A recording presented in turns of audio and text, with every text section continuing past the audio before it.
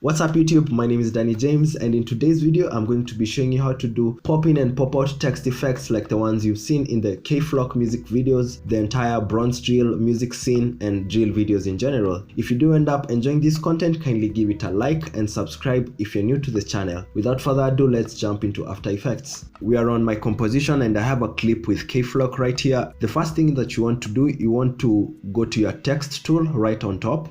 Just click on it and then click somewhere on your preview frame, and then you can write something like gra gra boom. So I'll just put my caps lock on and then write gra, and then I'll disable the caps lock. This is the phase whereby you can design your text. So I'll switch back to my selection tool, and then right beside I have my character panel, and if you cannot find it, just go to Windows and ensure character is enabled. Now you can design your text, you can choose the font that you like. So ideally I'd go for a font which is kind of thick and has a lot going on. So something like Gills, okay, that looks okay. And then right beside you can change your color. For this I find good colors, you can play around with the colors, but from the videos which I've looked at, I see directors going for the red shade, so that's a good red. To make this look a bit good, it's important if you can add a stroke. So if you cannot find your stroke settings, they are right here. Right here is a fill color, and right down beside there is a stroke color. Click on it to activate. You can change the color of the stroke to whatever you want. I'll just go with the black. In order for you to see the stroke, you have to come here and change the property. So I'll put stroke over fill. Now you can see that black shade. And then you can also increase the size of the stroke right beside here. So this looks good. I'll slide with this one. I'll also cut it so that it's not so long. So right here I'll click on my clip on my composition and then hit Ctrl+Shift+D just to cut the excess. And then you can also create, let's say we're having three text layers, we have cra and boom. To duplicate this layer, I'll just hit Ctrl+D twice, and then I'll move these ones to the right. Okay, we can also design these ones. So this one is gra, so that one repeats, and then I'll change the last one to boom. Click on it and then double click and then write boom. Okay, also for this one, I feel like let's play around with the colors. So I'll go to my fill. Let's give it something. I want to go for a yellow tone. Okay, that looks good. I'm not sure if I want to have a stroke for this one. So maybe I'll put the fill to be above the stroke. Just experimenting and play around. There is no one way to do this. The second step in this process is to animate this text layer. And how you'll do that, you'll just bring up our position, keyframes, the rotation, and scales. So I want us to work with those three. But before we do any of that, I'd like us to adjust the anchor point. So if I hit R for the rotation and I try rotating this text layer, you can see it rotates relative to this point. We'd like it to rotate from the middle point of this. So you can adjust that manually. So let me reset the rotation. You can pick this pan behind tool or the anchor point tool and move that anchor point to the middle. I can also undo that. The second way you can achieve that, just click on that layer, go to layer, and then go to transform center anchor point in layer content. So the anchor point automatically moves to the middle of this content. Let's hold shift, hit S, R, and P. So we have all these keyframes right here, enable all those. And then I'll move these keyframes a few frames to my right, since this is our final look. Initially, we'd try to rotate this. So I'll rotate it like this, maybe about 100 degrees. And then I'll also position it maybe so that it comes from here. And then I'll also scale it down. This is what it should look like. So it will come out like this. And then let's get it back to the same state. So we'll go slightly ahead. We can copy the initial keyframes, hit Ctrl+C, hit Ctrl+V. And then let's preview this one quickly.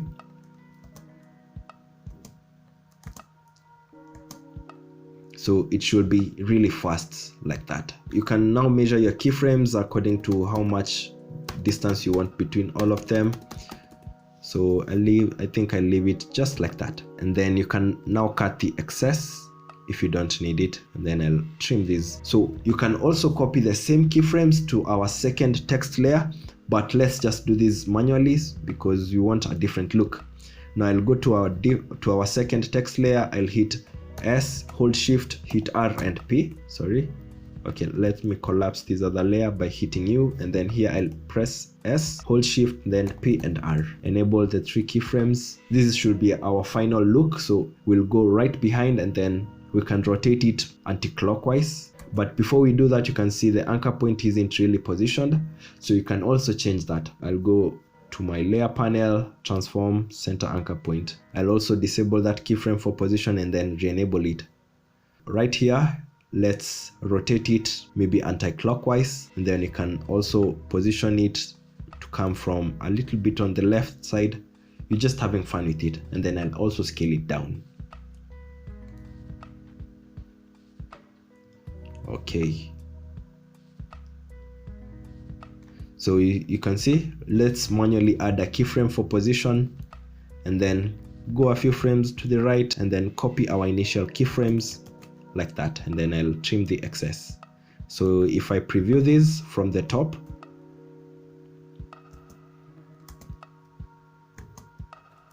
so you can see crack. Yeah, also for a better look, just squeeze your keyframes so that they are a bit closer to each other. So that's what I'll do for these two. I'll hit U on this other one, and then I'll scroll back, scroll down, and then I'll also zoom in a bit. So let's squeeze these keyframes and put them nearer to each other. And then I'll also trim it. I'll also bring this other one here and put the keyframes closer, just like that. So let's quickly preview this one. Yeah, so that looks good. You can go with that. You can also play around with the timing of the keyframes according to how good it looks for you.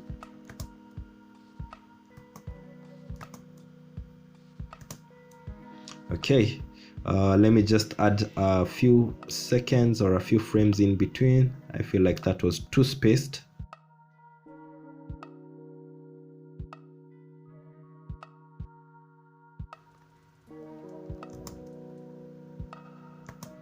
Okay, so that one looks good, and then let's animate the last one, which is the boom, which is in yellow. I'll trim a portion of it. Now you can play around with these keyframes. Just go under transform. You can choose to also add a keyframe on all of these properties, and then I'll go a bit to my left initially. You can also move it around, so let's just stick to what we've been doing. You can rotate it just a bit, but before I do that, I'll disable my anchor point and position, go back to my layers, and then under transform, center the anchor point, and then I'll re-enable these keyframes.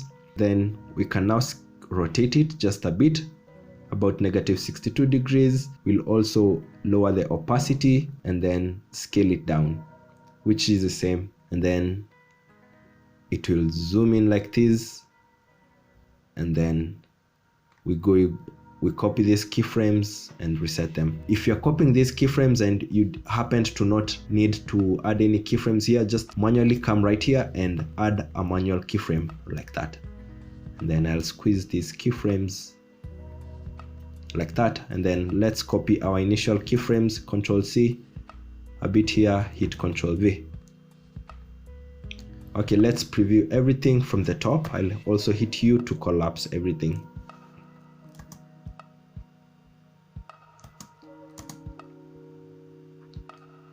Okay, so that looks good. Now the last part about this is to add a glow. Just go to your effects panel and look for glow. The inbuilt After Effects glow doesn't seem to be very effective at this, so I'd recommend getting a Sapphire Glow, a Red Giant Universe, or any other plugins. So I'll go for a Sapphire Glow or a Red Giant Universe. So I'll just type in glow. Here it is. Let's start with the Red Giant Universe glow, and then we shall experiment with the Sapphire Glow on the next one. So I've added the Red Giant Universe glow, and off the bat you can see how the text looks. So it's a bit too much, and there is a way that you can tone this down. Just go to your glow opacity right here, and then you can reduce it so that the words are also visible. So that looks good. If I disable, just look at the words, it looks normal, and then when I re-enable it, it looks good. So I'll copy the same effect to our second gra. Right on our effect controls, I'll paste it, and it looks good. Now for the third text layer, I'd like us to experiment with the Sapphire Glow for those who have the Sapphire instead of the Red Giant Universe. So I'll add it here on this word, and then instantly you can see how it affects the word. So for Sapphire Glow, you need to change a few parameters. Right on edge mode, change from reflect, put it to transparent so that it doesn't spill outside this text layer, and then just come right up. You can see this shade, this radius here shows you how this glow affects this layer. So you can change around these glow width factors. There is the glow width, the width X, and the width Y. So just reduce the width Y and maybe the width X just a bit, and then right under the glow width, now tone down that value. Okay, so somewhere around 10 looks good. So if I disable it, you can see what it looks like. If I enable it, now it looks good. So let's play everything from the top. Yeah, that's pretty easy. Now I'll show you a little effect that you can also do to enhance these. You can have these words coming behind the character. So let's say for this word boom, you can see it appears right there, and then it comes in front of Keyflock's hand. We can duplicate this layer right beneath. So Control D, and then right at this point hit Control Shift D so that you can delete the excess here, and also delete this other portion on the right hand side. Now what I want us to do, I want us to rotoscope the artist and then have the words come behind him and also hide behind him. So I'll also hit Control Shift D to split the excess. Now on this one, on this layer which is right here, I'll double click, and then I'll go for my roto brush tool, do a quick roto around the subject. So this one also doesn't have to be perfect, just something that you can work with. Okay, let's track this going forward. You can hit your preview and then go frame by frame. Okay, that looks good. We'll go the next frame. So I'll follow it frame by frame, make sure it gets a good cover. Okay, so once that is done, you need to freeze this one, hit freeze so that it renders the 14 frames in this case that we have roto brushed. Okay, now once that is done, you can come back to your composition layer, and then let's hide the last layer behind. So you can see we have the roto brush of the artist, and then you have the text here. Now the trick is just putting the text layer behind the subject. It will appear right behind him and also go back. So if I enable the entire frame, you should see what it looks like. I hope you enjoyed this tutorial, and if in case you have any other questions, suggestions, or comments, kindly leave them on the comment box, and I'm happy to interact with you guys. My name is Danny James. See you in the next video. Peace.